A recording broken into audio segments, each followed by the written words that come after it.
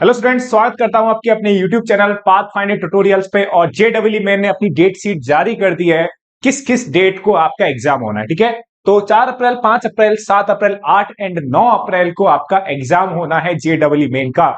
तो जिस भी डेट को आपका पेपर हो भाई साहब, धुआंधार तरीके से आप पेपर दे के आओ, जबरदस्त पेपर करके आओ, एकदम फोड़ के पेपर आ जाओ अच्छे से।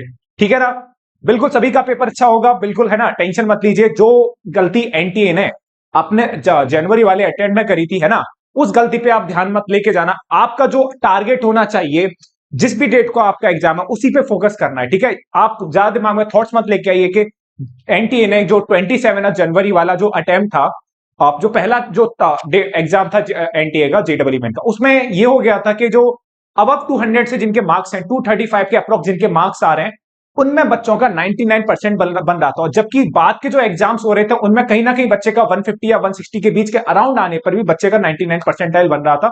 तो कम से कम 100 नंबर के गैप पे बच्चे का 99 परसेंटाइल बन रहा था, है ना। तो आई होप इस बार गलती नहीं करेगा एनटीए ये वाली, ठीक है ना, 100%। क्योंकि बहुत सारे लोगों ने इस पे है ना कमेंट किए थे, बहुत सारे लोगों ने एनटीए को ये भी बोला था। तो इस बार बिल्कुल कम चांसेस है एनटीए गलती ना करे। तो आपको इस बारे में नहीं सोचना भाई के वो गलती बाई चांस कर दे, अब नहीं होना। बस आपको अपने एग्जाम पे फोकस रखना है, जिस भी डेट को आपका एग्जाम होना है। ठीक है, और स्ट्रेटेजी क्या हो सकती है, जैसे मैथमेटिक्स की अगर मैं बात करूं तो मैथमेटिक्स की क्या स्ट्रेटेजी हो सकती है। मैथमेटिक्स की सिंपल स्ट्रेटेजी ये है कि भाई साहब, जितना भी अभी तक आपने पढ़ लिया है ना, जितना भी आपका 11 12 का इतना भी सिलेबस था अच्छे से कर अभी तक खत्म कर दिया होगा अब आपने। बस आपको एक काम ये करना है कि आपको मॉक टेस्ट लगाने भाई, मैक्सिमम मॉक लगाइए। आप कोशिश करिए कि दिन में कम से कम एक मॉक तो आप जरूर लगाओ, है ना। ऐसा अब तो बिल्कुल भी एक दिन भी ऐसा नहीं जाना चाहिए जिस दिन आपका मॉक ना लगाओ, ठीक है ना। तो आपके पास 6 अगर किसी बच्चे का 4 अप्रैल को पेपर है, तो 6-7 दिन बच्चे के पास बचते हैं, तो 6 दिन ये मॉक बच्चा लगा के जाए और उनका एनालिसिस करे कि किस पॉइंट वो वीक आ रहा है, ठीक है ना।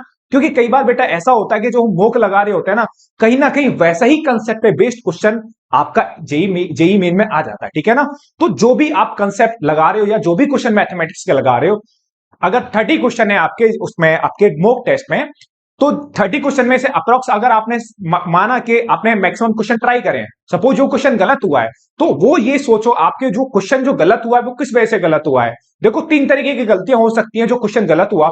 या तो जो आपने क्वेश्चन आया आपके सामने मॉक में, है ना, वो उस क्वेश्चन का जो डेटा था वो आपने पहली बार देखा, तो पहली गलती ये हो सकती है कि जो आपके सामने क्वेश्चन बना वो एकदम नया आपके सामने प्रेजेंट हुआ, आज से पहले ऐसा क्वेश्चन आपने अभी तक ना तो पढ़ा था और ना ऐसे क्वेश्चन की प्रैक्टिस करी थी, ठीक है ना। और मॉक टेस्ट बस मैं आपसे बोलूंगा किसी भी एक ऑथेंटिक, है ना, कोचिंग का लगाइए, ठीक है। ऐसे नहीं ऐसे ही लगा लिया आपने किसी भी कोचिंग का, एक अच्छी सी कोचिंग का मॉक लगाइए, ठीक है ना। तो उसमें फायदा ये रहता है कि जो भी अच्छी कोचिंग होती है कहीं ना कहीं वो अपने हिसाब से अच्छा सा एकदम मॉक बना रेडी कर प्रिपेयर करती है, ठीक है ना।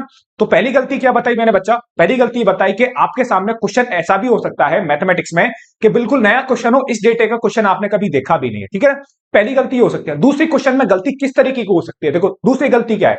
दूसरी गलती आपकी ये गलती हो सकती है मेरे भाई कि आपने जो क्वेश्चन है वो तो देखा हो, बात समझ में आ रही है बेटा, क्वेश्चन तो देखा हो बट आपको हिंट रिकॉल नहीं हो रहा कि इसमें फॉर्मूला कौन सा लगेगा या इस फॉर्मूले को मैं, है ना, किस वे से लेके, इस क्वेश्चन को मैं किस वे से लेके जाऊं।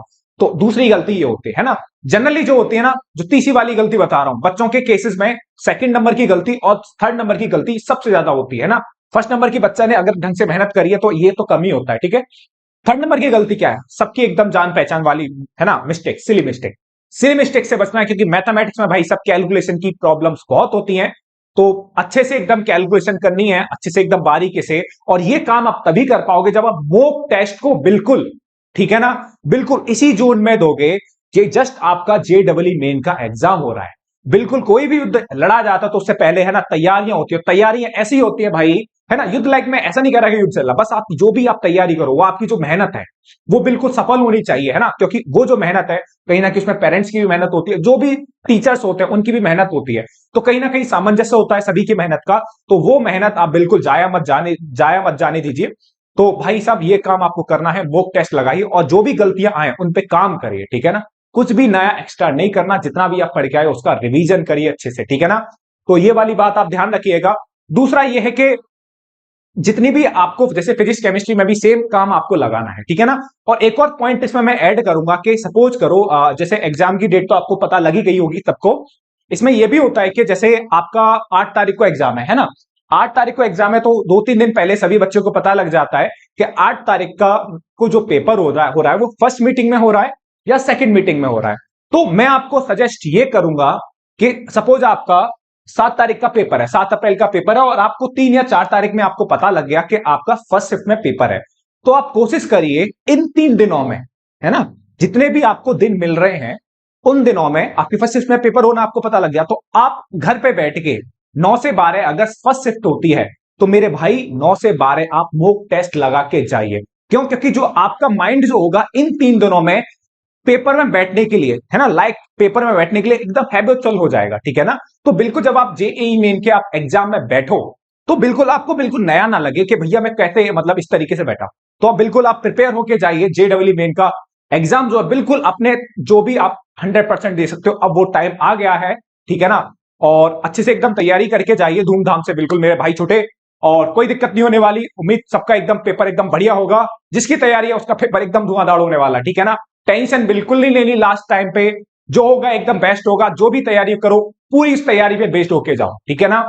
और कोई भी बिल्कुल प्रेशर नहीं लेना लास्ट टाइम पे, पैसा हो जाता है कि प्रेशर ले जाते हैं उस वजह से क्वेश्चन कहीं ना कहीं कम हो जाते हैं, ठीक है।